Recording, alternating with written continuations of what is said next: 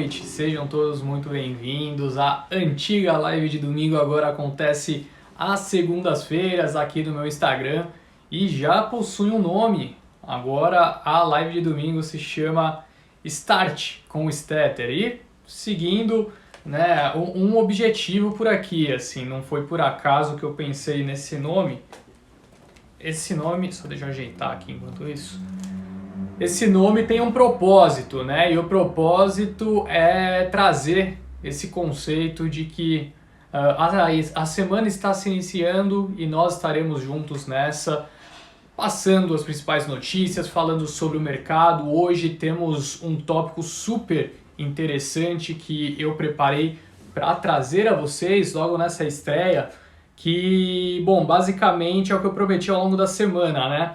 As empresas que possuem os maiores potenciais de alta de acordo com os seus setores, né? Eu compilei, fiz um resumo do que todos, né, os principais analistas estão recomendando os seus preços-alvos, peguei os maiores e trouxe através de uma lista. Eu vou passar por todos eles nessa live, tá? Pelo menos ali da metade para o fim da live. No começo, nós falaremos um pouquinho sobre o mercado atual, né? Tanto em termos de notícias quanto em termos de perspectiva, né? O que aconteceu no pregão hoje, o que nós devemos ver ao longo dos próximos dias. E também vou comentar um pouquinho sobre a carteira recomendada da Guide Investimentos, a semanal, que está rendendo aí já mais de 16% neste ano. Nós soltamos uma nova carteira semanal hoje, então eu vou comentar um pouquinho sobre os ativos que lá estão, por que nós incluímos, por que nós gostamos, e sintam-se também com um ambiente super aberto para um diálogo. Então, caso vocês possuam algum tipo de dúvida, mande aqui também no chat, terei todo o prazer em responder, tá bom? Vamos ter espaço lá no fim também para um Q&A. Bom, é isso então, pessoal. Essa vai ser nossa trilha aqui ao longo da live. Uma boa noite para você também, Caiuga. Uma boa noite para todo mundo que está entrando. Obrigado pela presença nessa estreia. Olha lá, o Fernando já pedindo aqui para eu falar um pouquinho sobre o Bemob. Enfim, vamos começar falando sobre o mercado e lá no fim eu abro espaço então para tirar dúvidas sobre algumas empresas. Fechado? Então é isso, pessoal. Eu acho que a gente já pode começar a falar sobre o mercado, né? A gente acompanhou na semana passada, de fato, movimentos muito fortes, né? Hoje a gente está com um movimento um pouquinho diferente. Observamos, né, a Nasdaq caindo hoje um pouco mais forte, caindo 1%, né? Dow Jones caindo 0,3%, S&P caindo um pouquinho mais de 0,5%. E tudo isso devido, ao meu ponto de vista, a uma realização de lucros, tá? A gente acompanhou na semana passada novamente todas essas bolsas batendo as máximas históricas, e o que aconteceu de lá para cá, a mudança de perspectiva, houve alguma mudança de cenário? Não houve, né? Então foi um dia um pouquinho mais fraco lá no exterior, mas o mais curioso de tudo isso, né, é o movimento de hoje, sim, o movimento de sábado que aconteceu no mercado de criptomoeda, tá? Assim, eu não sei se vocês estão por dentro desse assunto, né, sobre criptomoedas, de fato um assunto novo. Teremos em breve o ETF Hash11, né, que será negociado na B3.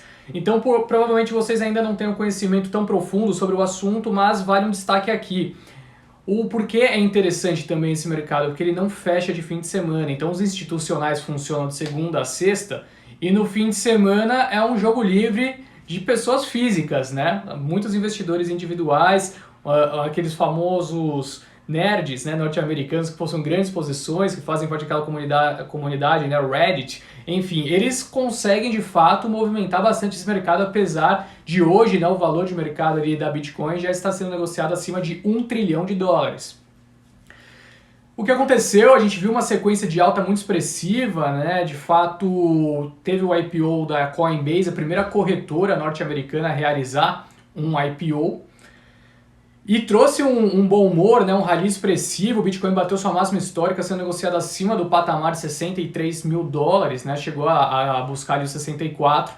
Mas, curiosamente, o cenário se inverteu nesse fim de semana. Por quê? Alguns fatores, né? Saíram notícias que os Estados Unidos deve acelerar, né, pelo menos o controle de lavagem de dinheiro que é realizado através de criptomoedas. Isso trouxe um mau humor, né, quanto a possíveis restrições de negociações da cripto. Então, né, pelo menos alguns crivos elevados que podem trazer algum tipo de redução no volume, isso trouxe uma preocupação por lá, mas principalmente assim, uma realização de lucros, né? Até o próprio CEO da Coinbase, que é a corretora que fez o IPO, vendeu, né, logo no primeiro dia de negociação, os papéis da Coinbase se valorizaram mais de 60%, 70%, né, em alguns momentos, e ele aproveitou para se desfazer de 1,5% da sua participação, levantou mais de 200 milhões de dólares. Algumas pessoas chegaram a dizer, né, que isso poderia ser um sinal negativo, né, quanto à perspectiva da empresa, mas assim,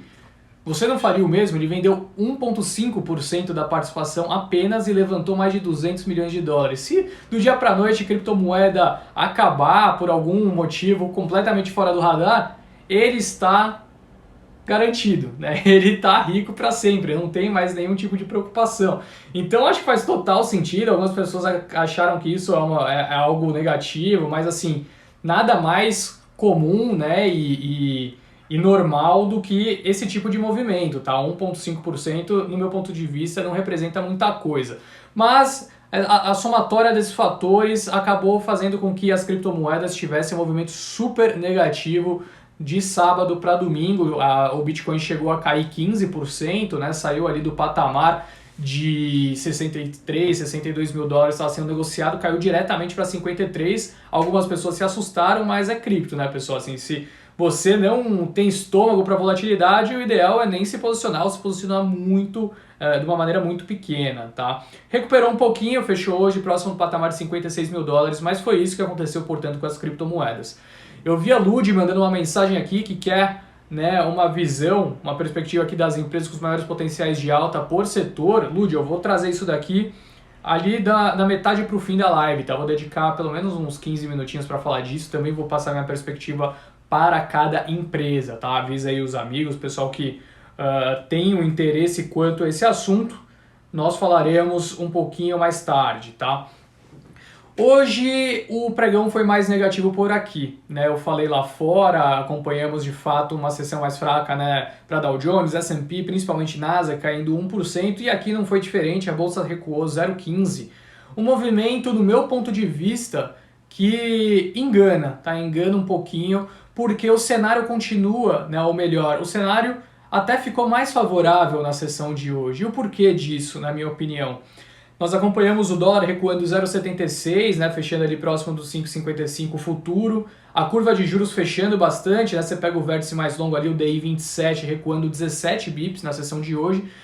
E tudo isso devido a dois fatores, na verdade. O primeiro, e os dois fatores ligados à redução da percepção de risco. O primeiro, um acordo que foi, né, noticiado ao longo do dia entre o Congresso e também o executivo, ou seja, provavelmente o presidente, né, o Bolsonaro, o ministro Paulo Guedes, talvez o Ramos e o Congresso, né, o que é super importante nesse momento. Um acordo para que haja um veto parcial do orçamento, né? A grande preocupação hoje do mercado é a lei orçamentária podendo romper com o teto dos gastos, o que seria de fato uma quebra total da confiança do investidor, principalmente o gringo, né? E à medida que a conversa tem caminhado para a mesma direção, isso tem trazido uma perspectiva mais favorável, tá? A gente acompanhou ao longo dos últimos dias uma sequência muito forte, né? Foram 5 sessões de altas ao longo da última semana, e hoje um pouquinho mais fraco, mas volto a dizer, ainda uma perspectiva mais favorável do que da semana passada com o andamento de um possível acordo, tá? Isso de fato é muito positivo. Então o Carlos está se dizendo aí, DI caindo, dólar caindo e o Ibov caindo, um deles está mentindo. No meu ponto de vista, quem mentiu na sessão de hoje foi o Ibov, tá? Mas tinha um espaço porque a gente veio de uma sequência de 5 pregões consecutivos de alta e o exterior não colaborou também.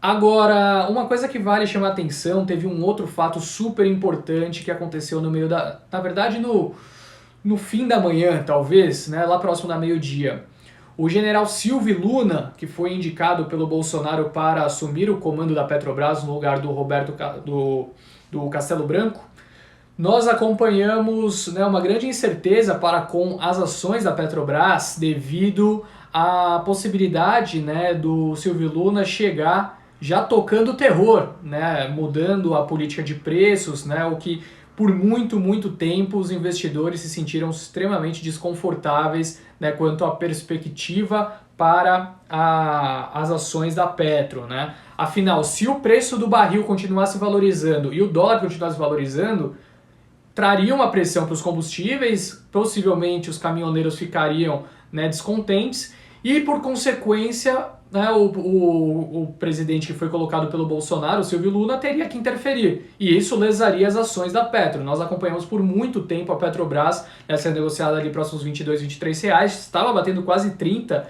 alguns minutos atrás, né? Algumas semanas atrás, chegou a cair a 22, 23 com a queda de confiança e agora essa declaração serviu como, né, uma injeção de ânimos para os investidores, tá? Redução da percepção de risco também nesse fator, afinal, a principal estatal do Brasil, caso não haja interferência de preços, de fato pode trazer, né, um fluxo de investimento estrangeiro muito grande. Mais do que isso, acho que vale o destaque aqui, o que o Carlos falou é verdade, discurso é uma coisa, vamos ver na prática na hora que apertar. Com certeza, concordo com isso, a gente continua neutro aqui por enquanto, né, nas ações de Petrobras, nossa top pick no setor de óleo e gás segue sendo a PetroRio. Vemos uma companhia que deve continuar se beneficiando desse cenário macro que eu acabei de desenhar e, além disso, está bem capitalizada, deve crescer inorganicamente, ou seja, pode continuar fazendo aquisições, tá? Mas, de toda forma, foi uma sinalização muito positiva para o mercado. Ele disse que não vai interferir na política de preço da Petrobras, mas que possivelmente, né, vai criar algum tipo de instrumento para a redução de volatilidade. A gente viu já falando o Ministério da Economia que possivelmente usará recursos da cessão onerosa para criar um fundo e esse fundo, né, trazer uma estabilidade, um colchão, né, para uma menor variação do preço dos combustíveis, uma maior previsibilidade do preço dos combustíveis aos caminhoneiros, que é o grande objetivo do governo. Perfeito? Bom, então esses dois pontos reduziram bastante a incerteza, por isso que a gente viu uma curva de juros fechando, o dólar caindo. E além disso, né, a Petrobras chegou num acordo ali com petroleiros para encerrar a greve na sua refinaria a Repar, tá? Então foi suspensa a greve. Então é isso, pessoal. Assim, quanto a contexto, né, da sessão de hoje e ligando com a sessão da semana passada, as sessões da semana passada foi de fato uma sessão forte hoje, tá? Trouxe uma perspectiva favorável, no meu ponto de vista, em termos de redução de risco. Perdeu um pouquinho, né, algo em torno de 0,2%, 0,3%, mas vale lembrar, semana passada foram 5 sessões consecutivas de ganhos, ganhamos 3.400 pontos de uma vez.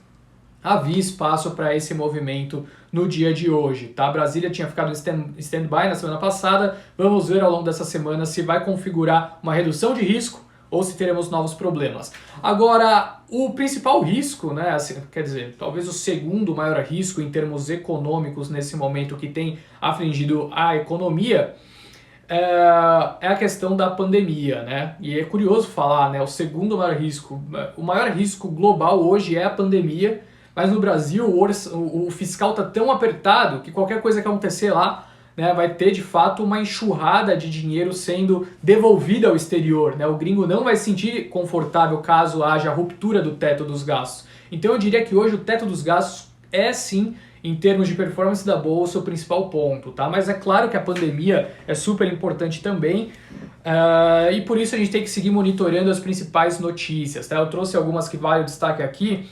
E se você acompanhou o Morning Call hoje comigo, né, pela manhã, provavelmente você vai ver algumas repetidas, peço desculpa, mas as notícias são bastante importantes, vale a pena o destaque novamente, tá?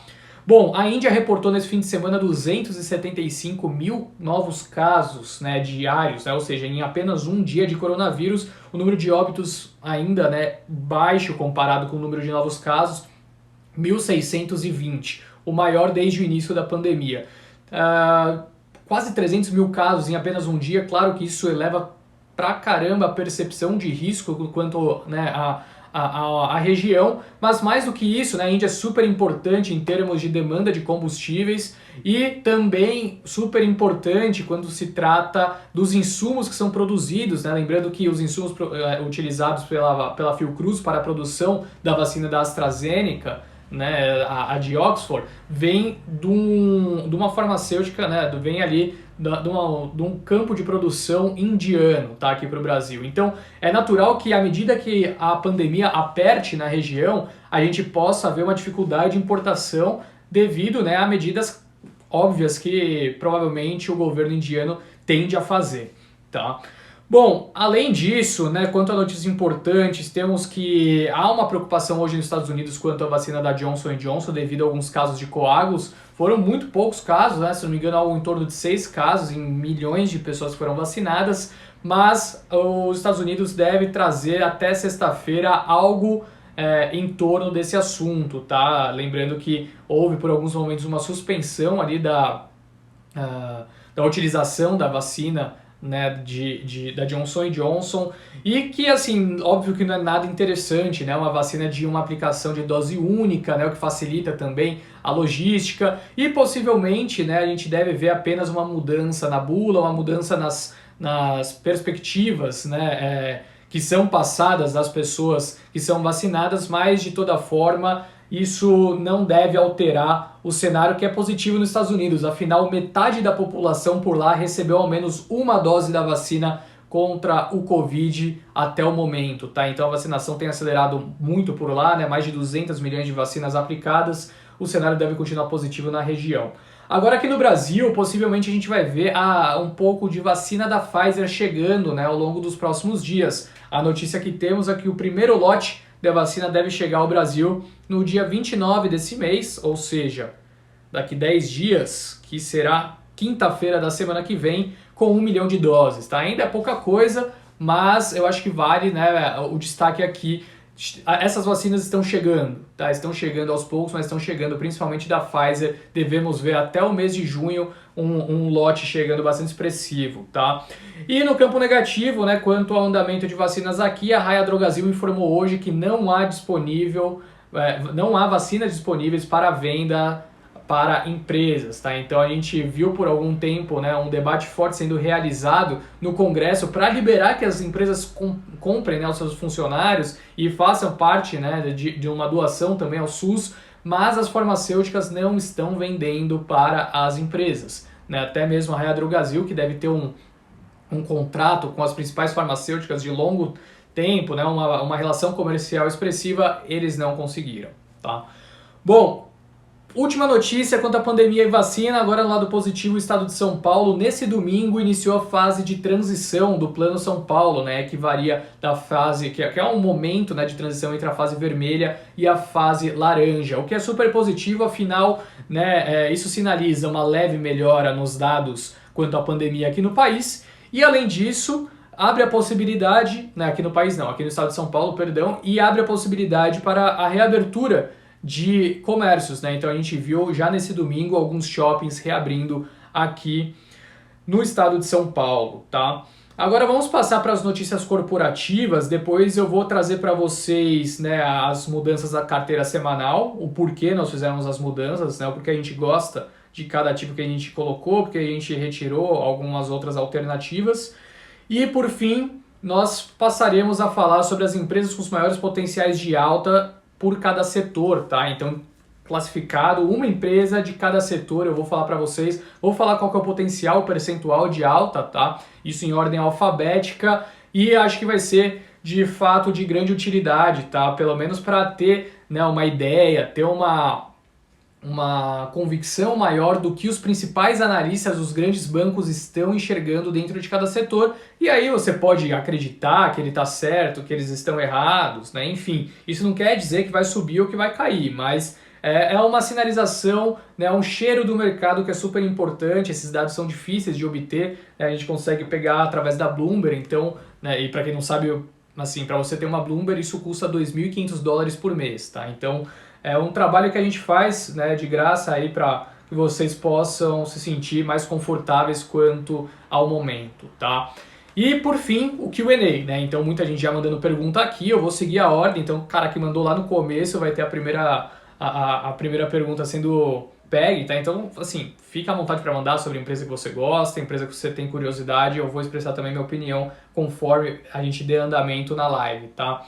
Bom, quanto a notícias corporativas, vale destacar na semana passada o que aconteceu, acho que vocês já sabem bem, a Arezzo na quinta-feira fez uma proposta expressiva pelos ativos da Hering, ou seja, a Arezzo tentou comprar a Hering, a Arezzo que já tinha comprado, né, tinha migrado para o setor de vestuário, né, aos poucos tinha feito uma aquisição da reserva e agora tentou realizar a aquisição também da Hering. Lembrando que a Hering estava sendo negociada algo em torno de 2 bilhões e 700 milhões de reais na bolsa e a proposta foi de 3 bi e 200, né? Então, isso mostrou ao mercado que de fato as ações da Hering estavam e do setor de vestuário estavam, né, subvalorizadas devido à pandemia, né? A gente viu o setor apanhando bastante de varejo físico e a Arezzo tentou aproveitar esse momento para fazer uma grande aquisição por lá.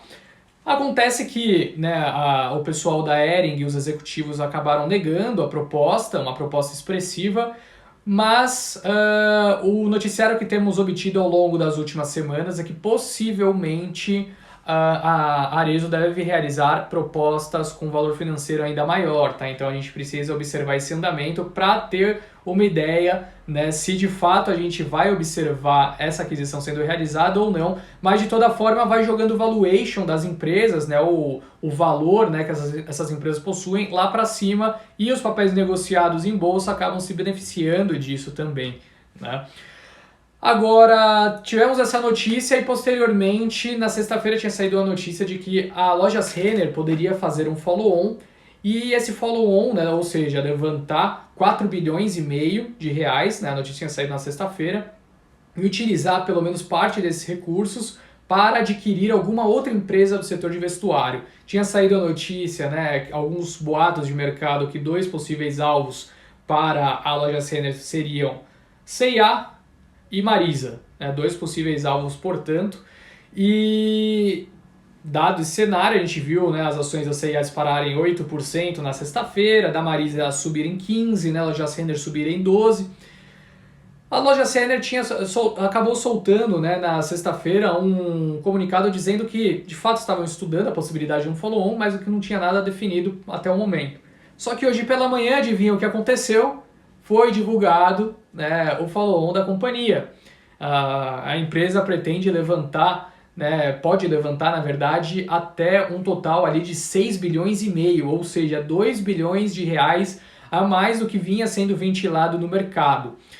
E aí, novamente, né, surgiram os boatos, né, quem seria o grande alvo. Ela utilizou ali na descrição, né, da destinação dos seus recursos, que utilizaria, né, parte desses recursos de fato para possíveis aquisições.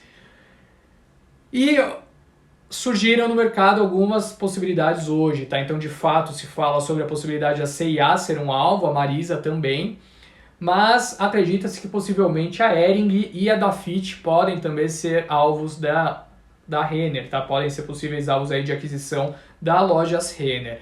O que faria mais sentido, dadas as operações da empresa hoje, não um case de reestruturação, seria de fato Dafit e C&A, né? Mas Marisa e Hering também no radar dos investidores. Vamos acompanhar esse desenrolar, tá? Qualquer opinião que a gente der aqui vai ser fruto de especulação, não há nenhuma informação quanto a isso.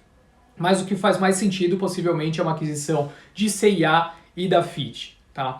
Uma outra aquisição, né, muito interessante foi realizada nesse fim de semana e foi anunciada nesse fim de semana, foi da Porto Seguro, né? A Porto Seguro informou que a Health for Pet, que é uma empresa do grupo que opera planos de saúde para animais de estimação, fechou um acordo de combinação de operações com a Pet Love, né, que é um pet shop online. Após a combinação, a Porto Seguro passará a deter 13,5% de participação da Pet Love e irá transferir a operação da Health for Pet para empresas de pets, né, ou seja, para Pet Love, incluindo o lançamento de uma nova marca de planos, a Porto.pet, tá? Então é super interessante, a gente viu, por exemplo, a Pets, né, a companhia de pet shop, se valorizando muito no ano passado após o seu IPO e o mercado crescendo muito aqui no Brasil, principalmente, né, até o isolamento social tem contribuído muito para o mercado de pet aqui no Brasil. As pessoas se sentem sozinhas, acabam comprando cachorro, comprando uma ave, né, uma calopsita, sei lá. E a gente tem acompanhado cada vez mais esse mercado crescer. A Pets, né, obteve um crescimento super expressivo no quarto trimestre do ano passado em vendas online.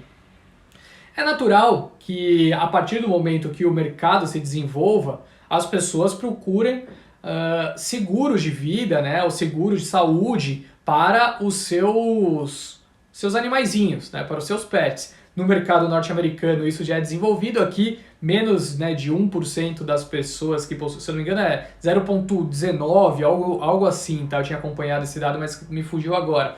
Algo em torno, né, de 0,19% das pessoas que possuem pets possuem seguro, né, de saúde para o seu pet. Então é um mercado que tem uma possibilidade de crescimento muito grande. Claro que nem todo mundo vai querer pagar um seguro para o seu pet, mas só quem tem que, né, só quem sofre lá e tem que pagar de repente hospital para o seu pet sabe o custo, né? E de repente pode fazer bastante sentido, sim. Esse mercado é algo que vai levar mais tempo para o desenvolvimento, mas é interessante a gente observar, tá? Acho que tem de fato um espaço de crescimento muito interessante a ser desenvolvido aqui e a Porto Seguro dá um passo, né, nessa direção. Agora talvez a notícia mais importante que saiu hoje, a notícia relacionada à Braskem. Para quem não acompanhou, o fundo soberano Mubadala já conversa sobre uma possível aquisição do controle da Braskem, né? E de acordo com o broadcast, foi quem divulgou a notícia, o fundo soberano dos Emirados Árabes Unidos, né, o Mubadala, já conversa com a Odebrecht, que agora se chama Novo Honor, sobre uma possível aquisição da sua fatia de 50,1% na Braskem. Por que isso é interessante, Henrique? Porque a gente tinha acompanhado, né, uma notícia que saiu na semana passada, se não me engano, também no Brasil Journal, quanto a um possível consórcio que estaria sendo formado. E nesse consórcio, né, diferentes empresas visando diferentes ativos da Odebrecht, da Braskem, tendo em vista, né, que seria muito difícil alguém querer comprar a participação da Odebrecht hoje, né? As próprias empresas de polipropileno não teriam capacidade de fazer essas aquisições, nem iriam querer devido, né, às suas regiões, né? Os fundos de private equity que também possuem exposição e know-how no segmento de polipropileno estariam interessados também em só um ativo ou outro, mas agora a notícia que saiu no broadcast, portanto, abre a possibilidade, né, do Fundo Soberano do Emirados Árabes Unidos estar de fato buscando essa aquisição direto da Odebrecht. E lembrando que eles tinham levado, né, o fundo Mubadala, ele levou uma das refinarias da Petrobras há pouco tempo. E por que isso é importante? Porque a Petrobras possui uma participação grande também na Braskem e tem o direito de tag along, então possivelmente o Mubadala pode fazer uma aquisição, né, uma aquisição da participação da Odebrecht e já fazer um acordo com a Petro também. Então, não à toa a gente viu a Braskem subindo, né, nessa sessão de hoje mais 6%, uma máquina não para de subir. E sim, incluímos na nossa carteira semanal, vou falar mais disso mais pra frente. Uma notícia interessante também no campo corporativo, o Magazine Luiza lançou nessa segunda-feira o cartão Magalu, que é digital, não tem anuidade e oferece cashback, né, que é aquele crédito para você gastar na loja de 2% do valor das compras. Tá? Esse valor é depositado na conta digital da varejista e integrado, né, ao aplicativo da empresa, o cartão oferece cashback em dobro de 4% por um ano para quem solicitar até o dia 31 de maio. A conta digital da Magalu foi lançada há um pouco mais de um ano e já tem cerca de 3 milhões de usuários que podem realizar pagamentos e transferências pelo Pix. Então, cada vez mais a gente vê o Mercado Livre, né, se posicionando como instituição financeira através do Mercado Pago, né, a Via Varejo que possui, né, toda a linha de crediário já sendo tocada pelo Bank, e Magalu obviamente não ia ficar para trás, né, então já possibilitando através de um próprio cartão que você crie também, né, e utilize dos serviços financeiros da estrutura da Magalu no Super App, que agora eles estão, né, cada vez desenvolvendo mais. Notícia interessante também. Só dar um gole de água aqui, senão eu vou ficar sem voz em alguns minutos.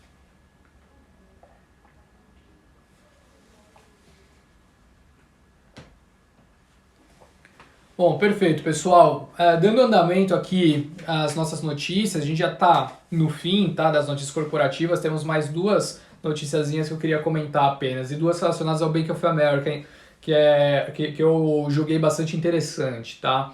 Bom, o Bank of America elevou suas projeções para o preço de papel e celulose devido a fatores catalisadores no cenário em diante, tá? Mesmo que o preço da celulose provavelmente mostre uma valorização mais lenta nos próximos meses. Então, a economia chinesa, de fato, é um dos principais drivers, tá? A gente vê, então, o Bank of America fazendo a primeira elevação nesse momento de preços, né, de perspectiva para a celulose, o que julgamos super interessante para o andamento, né, da tendência positiva que temos acompanhado já há algum tempo das ações das companhias de papel e celulose, tá? Então, Suzano, Klabin, a gente hoje possui um viés bastante positivo para essas empresas, mesmo que o dólar, né, volte um pouquinho, hoje sendo negociado a 5,50 e poucos, essas companhias devem continuar gerando muito caixa, a demanda chinesa não vai recuar tão cedo, tá? E já que eu falei de dólar, né, o Bank of America desenvolveu um novo modelo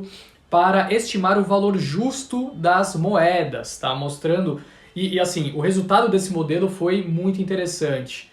O resultado que esse modelo acabou chegando, né, logo de cara, é que dentre todas as moedas, hoje o real é a mais barata dos emergentes, tá? A divisa mais desvalorizada em relação aos fundamentos. Entre as piores divisas, após o real, aparece o dólar de Singapura e o yuan, que é a moeda chinesa. Então, segundo esse modelo, exclusivamente esse modelo, a moeda hoje mais desvalorizada entre os países emergentes, de fato, é a moeda brasileira, tá? Claro que aí a gente tem um monte de risco político, risco fiscal, pandemia, tudo que a gente já citou, claro.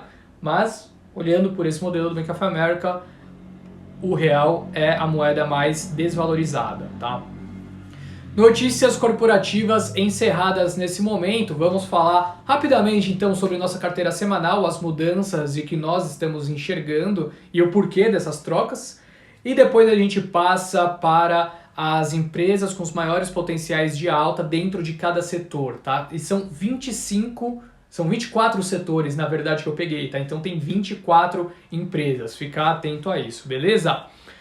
Bom, sobre a carteira semanal, pessoal, a gente encerrou a última semana com uma alta. E lembrando, tá? Essa performance aqui, ela vai de segunda até sexta-feira, tá? Então, é o fechamento da última segunda até o fechamento da última sexta. Porque o que acontece? Nós realizamos as trocas das nossas carteiras, na verdade, no leilão de fechamento da segunda-feira, não como a maioria das casas fazem, né? Na sexta-feira. Por que nós fazemos isso? Para dar uma visibilidade maior quanto ao cenário, né? Acho que fica mais fácil até, e a convicção quanto ao possível índice de acerto também se eleva, tá? Então, a nossa carteira, ela é baseada no fechamento de segunda, tá? Então, assim, no fechamento de segunda a gente realiza as trocas, tá? Não é antes disso, é no fechamento da segunda-feira. Então, essa prévia de performance, quando a gente solta o relatório, né, ao longo da tarde, a gente solta uma prévia da performance da última semana, que é relacionada ao fechamento, né, da última sexta até o fechamento, da última segunda-feira até o fechamento da última sexta-feira. Então, do dia 12 ao dia 16, a nossa carteira semanal rendeu 1,23% e ficou abaixo do Ibovespa nesse período, tá? O Ibov teve uma performance de 1,94%. Agora, em abril, que chama a atenção, nossa carteira está com uma performance muito sólida. Só nesse mês estamos com ganhos, né, do dia 31 de março ao dia 16 de abril, ganhos de 9,39% na carteira, enquanto o Ibovespa apresentou ganhos de 3,84%, tá? Então aí já um alfa bem grande, foi aberto ao longo do mês de abril. E em 2021, ou seja, do dia 30 de dezembro de 2020 até o dia 16 de abril de 2021, a performance ainda mais interessante, tá? A carteira semanal sobe nesse período 16,76% contra uma alta de apenas 1,76% do Ibov, tá? Então a semanal, mais um ano que está explodindo. Lembrando que ano passado, enquanto a bolsa fechou próximo da estabilidade, a semanal rendeu mais de 40%, tá? E já começa esse ano com uma performance muito sólida de novo. Na semana passada, a nossa carteira era composta por Pão de Açúcar, Localiza, Minerva, TOTUS e Vale, e nós realizamos 3 trocas para essa semana. Saíram, portanto, Pão de Açúcar, Localiza e Minerva. E, Henrique, por que saíram? né? E lembrando, saíram então no fechamento de hoje, tá? No fechamento, nesse último fechamento. Então as performances de hoje dessas empresas foram contabilizadas dentro do portfólio ainda, tá? Por que vocês retiraram Pão de Açúcar, Localiza e Minerva? Pão de Açúcar a gente pegou lá embaixo, né? Estamos saindo agora nos 36 e pouco. Minerva, mesma coisa, né? Uma baita valorização nas últimas semanas. E Localiza também estamos segurando já há algum tempo, né? E nesse patamar de 62, 63, preferimos realizar lucros. Então as três trocas nesse momento foram apenas visando, né, esse movimento de realizações de lucros. Agora, quanto a nomes que entraram, né, já adianto que TOTVS e Vale permaneceram, portanto, na carteira. E demos entrada a Braskem, Marisa e Mosaico, tá? E por que realizamos essas mudanças?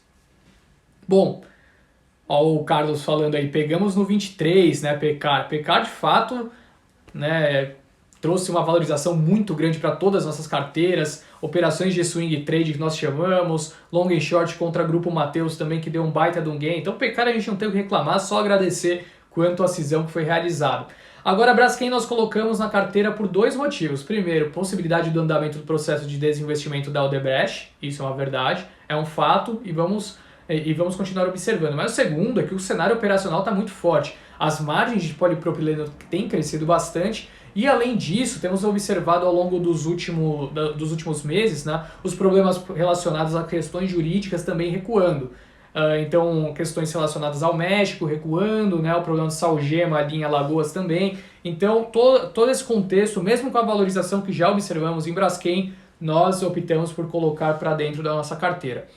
Marisa, por dois motivos, né? Pode ser um alvo de aquisição? Pode, mas a gente está observando uma reavaliação do valuation do setor, né? Então a gente está vendo, de fato, a gente encontra valor na Marisa que hoje o mercado não está precificando. Então acreditamos que é um nome sim de retomada, né? Um ambiente mais bullish pode trazer uma perspectiva positiva para os papéis da companhia. E a reabertura, né? Querendo ou não, estamos vendo agora os shoppings reabrindo, não só em São Paulo, mas a maioria dos estados com shoppings abertos, que também, né, beneficia essas empresas que possuem maior exposição ao comércio varejo físico, tá?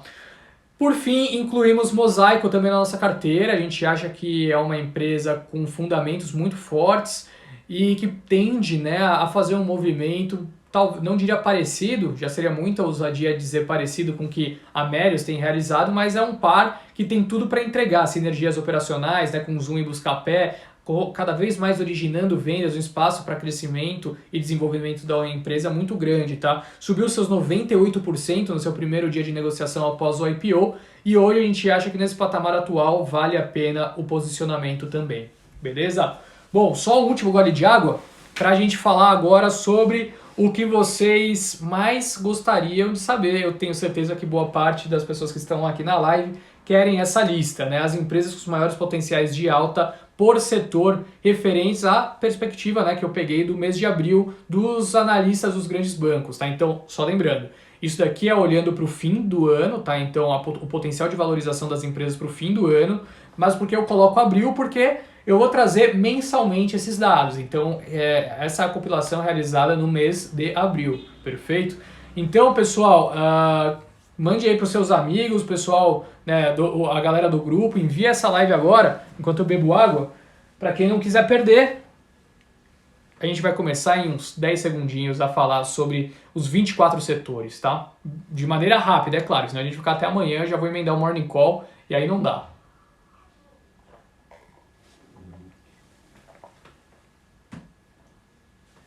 Carlos, mais uma vez, falando algo super pertinente, Mosaico, vocês cravaram fundo, agora é lua. De fato, quando a gente colocou, foi quando estava voltando, né? Voltou bem e a gente deu entrada em Mosaico nesse mês de abril já com uma performance bem interessante. Bom, vamos lá, pessoal. Só lembrando mais uma vez qual que é o método, tá? Antes que vocês se confundam. Assim, esses dados não querem dizer, né, que a opinião da Guide é essa. Isso daqui é uma compilação das análises dos principais analistas dos grandes bancos de investimentos, tá? Então, eu peguei, né, ali, tirei uma média de todas as análises, né, tirei as análises muito defasadas, ou seja, velhas, tirei as que estavam menos fazendo sentido e compilei ali, de fato, um ranking.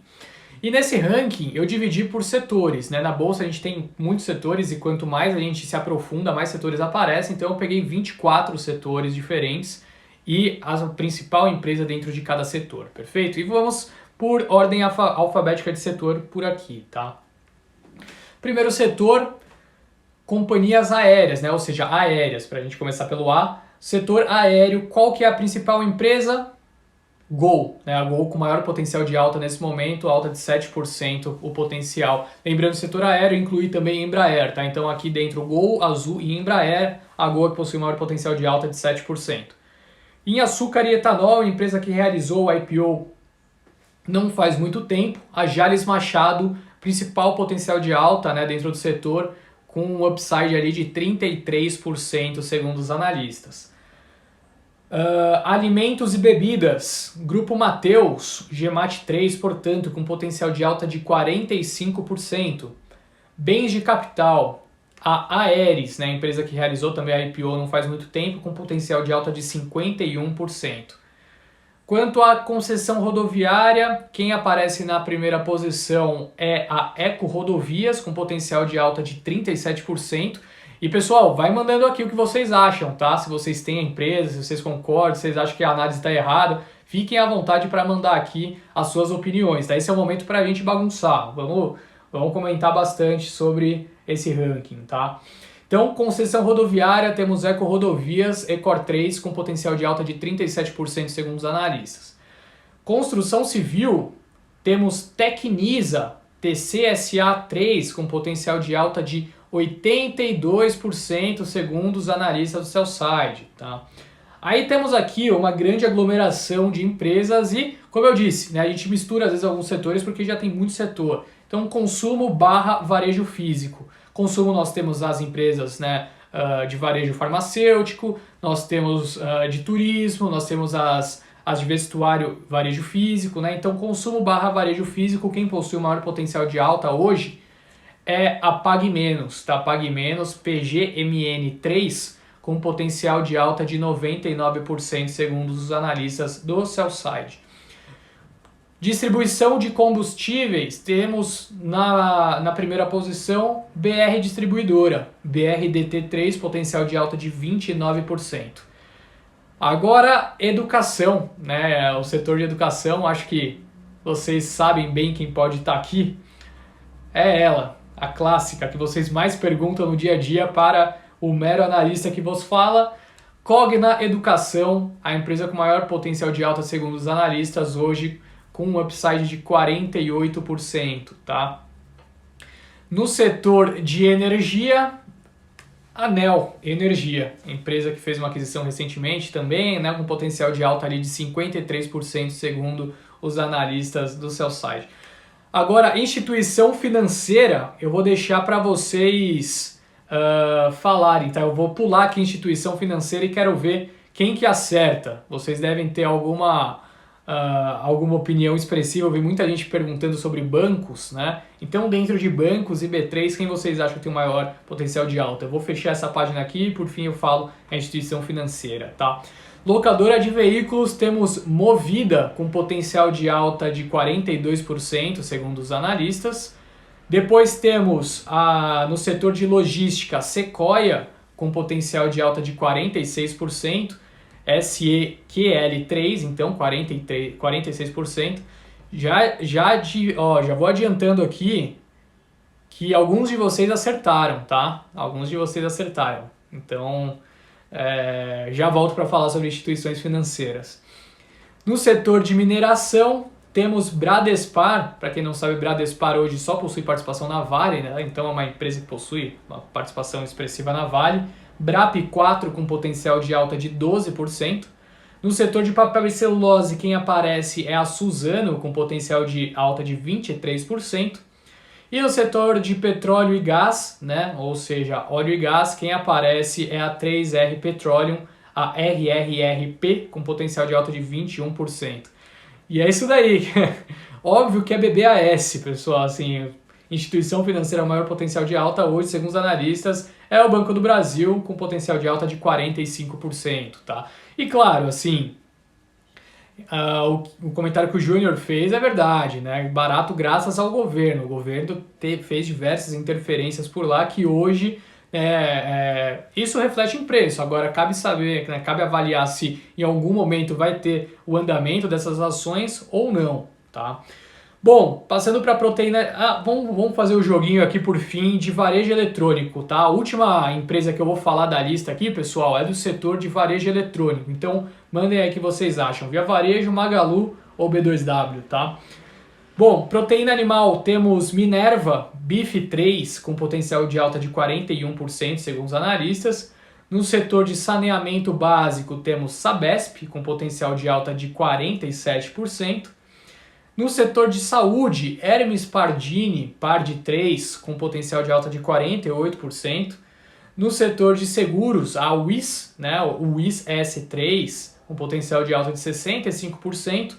Quanto a shoppings, Aliansce Sonae aparece na primeira posição, Also 3 com potencial de alta de 21%. No setor de tecnologia, a empresa que a gente incluiu na nossa carteira, né, nessa semana, na carteira semanal, a Mosaico com potencial de alta de 52%, segundo os analistas, tá? Telecomunicação, a TIM, veja só que interessante, aparecendo acima da Oi nesse momento. A Oi sempre aparecia na primeira posição, mas quem apareceu dessa vez foi a TIM, com potencial de alta de 66%. E vocês responderam muito, né, aqui sobre as empresas do setor de varejo, e adianto que a grande maioria acertou. Primeira posição para Via Varejo com potencial de alta de 50% para VVAR3, tá? Então é isso, pessoal. Essa é a lista. Espero que vocês tenham gostado. Eu vou tirar as dúvidas que vocês possam ter agora. Voltar lá em cima no chat, vocês mandaram um monte de coisa aqui. Pegar as principais dúvidas, tá? Então vamos 10 minutinhos de Q&A e eu vou encerrar a live, portanto, às 9 horas. Para quem não se adaptou ainda, Start com Stetter. Toda segunda-feira, às 20 horas, nós vamos começar a fazer essa live, tá? Onde o intuito vai ser esse, tá? Passar a nossa carteira semanal, passar as notícias, as principais notícias, as coisas mais quentes, que mais devem fazer preço, tanto no cenário corporativo quanto no cenário macro, né? E esporadicamente trazer algum tipo de relatório como o de hoje também, que vocês, eu tenho certeza, né, que ajuda também o caminho de vocês, tá? Nessa batalha cotidiana contra o mercado que não é simples. Bom, pode falar um pouco sobre Bemob? Hoje nós temos recomendação neutra, tá? Apesar que recentemente teve um rally muito grande, né? Depois do início da cobertura de algumas casas, com um preço-alvo bastante expressivo, a gente observou, né, Bemob andando, né, devido a esses fatores, mas a gente prefere exposição a tech em alguns outros nomes, tá? Como Mosaico e TOTOS, que fazem parte da nossa carteira semanal. E pessoal, mandem feedback também quanto à live, tá? O que vocês acham que de repente pode mudar, o que vocês gostam, o que vocês acharam legal, que querem que continue assim toda semana, tá? Então continue mandando aí a participação de vocês. Bom, vamos lá. Outras perguntas que vocês enviaram. A Ludi tinha falado que queria ouvir sobre os setores, né? A gente já falou aqui sobre essas empresas e depois muita gente entrou, então deixa eu dar uma pulada aqui. O Carlos tinha brincado, né? Quem que mentiu na sessão de hoje? Dólar, juros ou bolsa? Eu acho que foi a bolsa, vou ser bem sincero.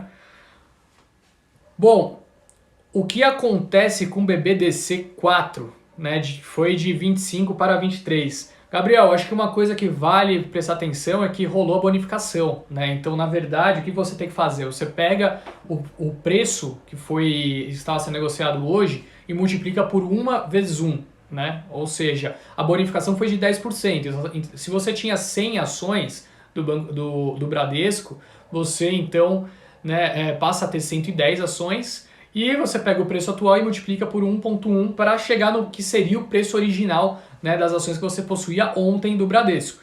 Além disso, vale ressaltar, a gente viu hoje a curva de juros fechando bastante, né? Isso pode mais para frente também ser não diria um mau indicativo, né, mas uma pressão quanto aos spreads bancários, né? Então, naturalmente também que acaba pressionando um pouquinho as instituições financeiras. Quando os bancos vão decolar, meu Deus, Pablo, eu não estou positivo para os bancos, tá? Já há algum tempo que o pessoal que acompanhava a live de domingo sabe, eu fiquei muito tempo batendo na tecla das empresas de mineração e siderurgia, dos frigoríficos e das empresas de óleo e gás. Se for mentira, podem cobrar aqui. Vocês sabem que é verdade, que eu falei muito, muito tempo sobre isso. E muita gente me perguntando, mas e entrar em bancos, e entrar em Cogna agora, e posicionamento em IRB, assim... Resumão, IRB até hoje não acho que seja caso para entrar. O cenário atual, né, de pandemia, econômico quanto ao risco fiscal, questões relacionadas à própria empresa, né, já preocupam a gente. Então é um ponto que hoje a gente sente um pouco, né, desconfortável para dar recomendação para a empresa, então prefiro ficar de fora. Bancos. É difícil você prever, né, uma perspectiva para os bancos, afinal a gente não tem nenhuma sinalização quanto ao fim da pandemia. E a dificuldade desses bancos cobrarem, né, adiarem cada vez mais cobranças, podem induzir o investidor a verem, né, ali uma inadimplência, um índice de inadimplência mentiroso. E as provisões foram realizadas, será que vão se converter de fato em perdas? Será que vão ser revertidas? Será que a gente vai ver mais provisões, perdão? Então, esse banho de incerteza faz com que os investidores falem, bom, eu tenho muito mais convicção naqueles outros setores que eu acabei de citar do que está posicionado nos bancos hoje, principalmente o gringo, né, que é de fato quem mais costuma se posicionar nos bancos brasileiros. Pode falar de Vale, produção do minério de ferro.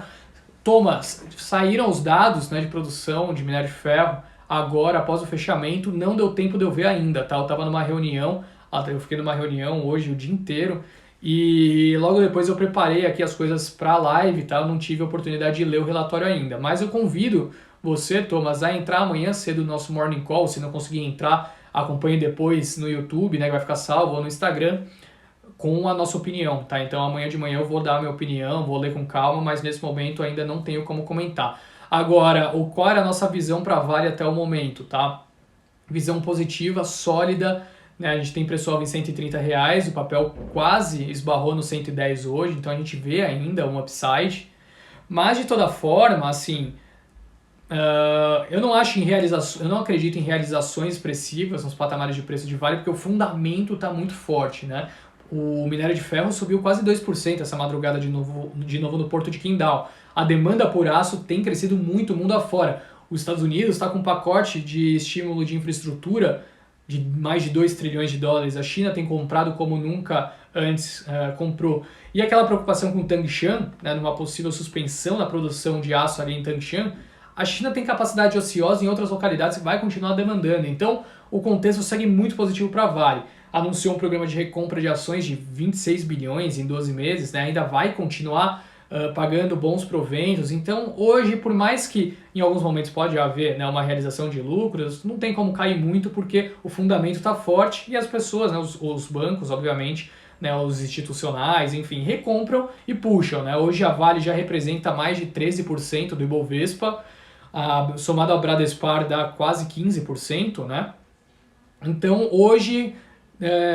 assim, não tem como dizer algo diferente. Quem sustentou essa recuperação da bolsa ali do 113 até o 120 foi a Vale. Se você abrir lá o Ibov, que às vezes eu coloco para vocês, né, quanto uma empresa ganhou de pontos, eu solto bastante isso daí para quem não acompanha, né, o primeiro e último minuto da bolsa, principalmente o último minuto da bolsa, né? Repare lá quando eu mostro as empresas que mais valorizaram no dia ou as que mais desvalorizaram.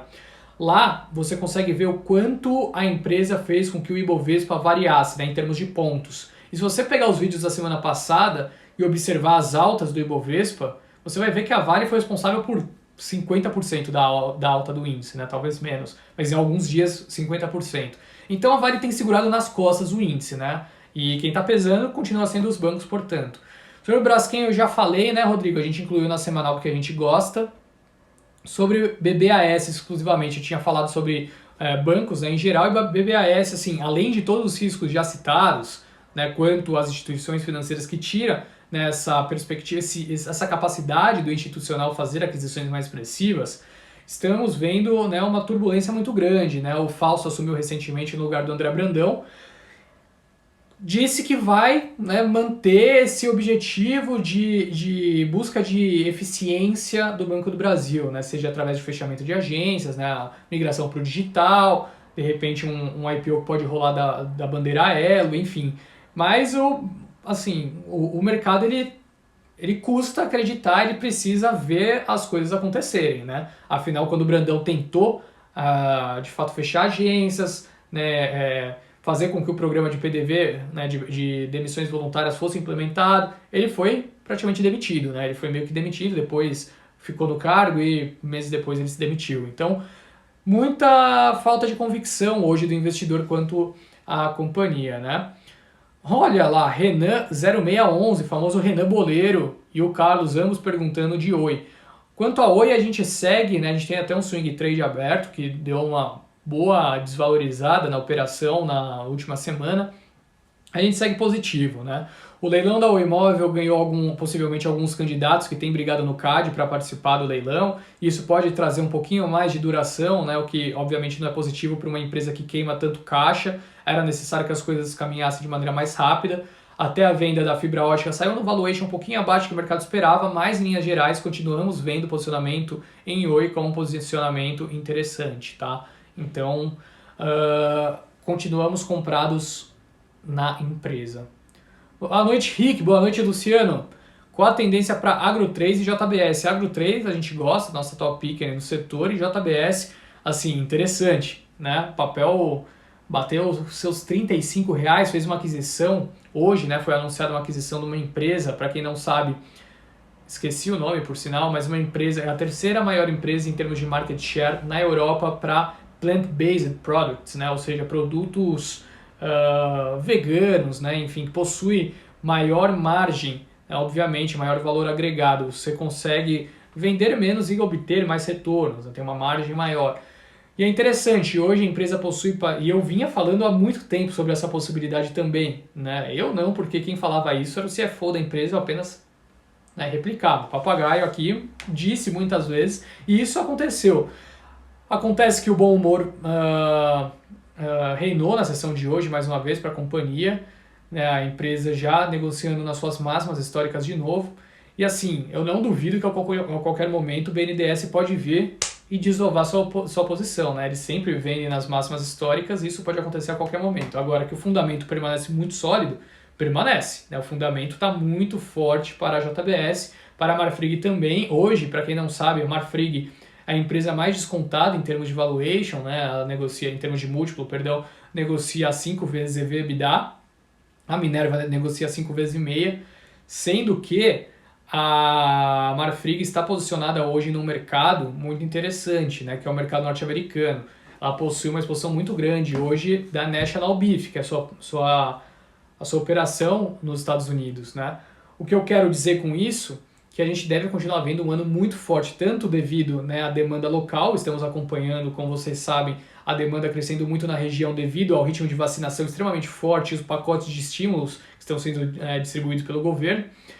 E também a China comprando, né? Então, assim, patamar de câmbio de 5,50. Exportação brasileira para a China gera muito caixa, apesar, obviamente, né, da pressão de custos que tem aqui na região, que a arroba do gado, né, a arroba do boi está bastante cara ainda, né, aqui na América do Sul. Até uma pressão que pesa um pouquinho sobre a Minerva, né? Acompanhamos ontem, ou nesse fim de semana, o Alberto Fernandes, que é o presidente da Argentina, dizendo que, bom, as empresas, né, ali da região podem ter uma dificuldade maior para exportar devido àquela grande dificuldade de interpretação da inflação, né? Uma questão heterodoxa que reinava aqui no Brasil talvez nos anos 80, a Argentina está em 2020 acreditando ainda nesse mesmo ponto, né? O que eu quero dizer com isso? Há um debate, para quem não sabe, heterodoxo e ortodoxo na economia, tá? E o heterodoxo, o que ele diz, principalmente no combate à inflação? Que um dos possíveis problemas, né, para a inflação doméstica é a depreciação cambial, né? E por que isso acontece? Assim, não a depreciação cambial em si, mas o grande volume de exportação. Então, o que uma medida heterodoxa acaba realizando, tá? Como foi o caso do Alberto Fernandes? Bom, vamos implementar barreiras à exportação, obrigando as empresas a vender no mercado doméstico e já, né, que a nossa moeda está desvalorizada e obviamente que a carne fica muito mais cara para o mercado doméstico, afinal, né, fica muito mais favorável para a venda no mercado externo. Se a gente impedir que essas empresas vendam no mercado externo, o preço aqui no doméstico acaba caindo, né? E qual que é o grande erro dessa questão? É você interpretar qual que é a fonte da inflação. A Argentina imprime moeda como nunca antes aconteceu, só que o problema, no ponto de vista do governo argentino, não é a impressão de moeda, o problema é a exportação do produto, né? E isso é algo que, assim, a gente já viu acontecer muito aqui no Brasil, nos anos 80, anos 90, medidas semelhantes sendo realizadas, e quando você estuda economia, você entende a razão da inflação, né? Então, assim, você entende quais são os drivers, né, da onde isso acaba vindo, o que acaba impactando, enfim. A medida que a Argentina novamente está tomando, que é incorreta, e pressiona um pouquinho a Minerva, né? A Minerva possui 12% da sua receita vinda, né, da operação argentina da Athena Foods, que é a subsidiária da Minerva, tá? Então pressiona um pouquinho a Minerva, sim, e o cenário hoje macro é mais positivo para a Marfrig, tá? Pessoal, eu tinha dito que ia até as 9, eu sei que vocês mandaram muita coisa aqui, infelizmente, né, eu não vou conseguir pegar tudo.